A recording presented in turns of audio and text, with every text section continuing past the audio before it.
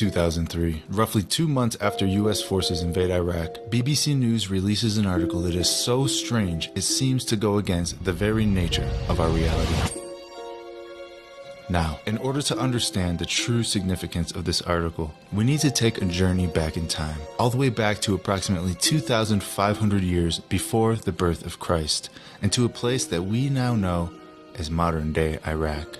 And it is here that we begin our story. Tales of supernatural beings can be found all over the ancient world.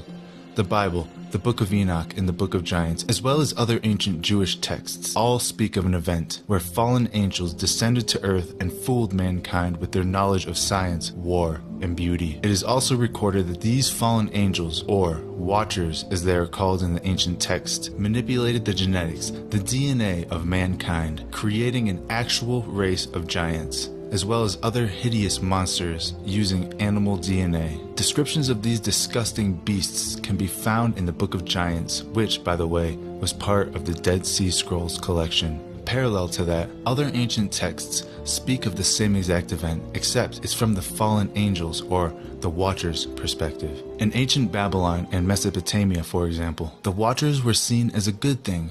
They came to help mankind, and they showed people how to do cool things. And they also created a mighty race of giants, men of renown. However, biblical accounts reveal these things to be evil, fallen angels led by Lucifer himself, who want nothing less than the total destruction of mankind.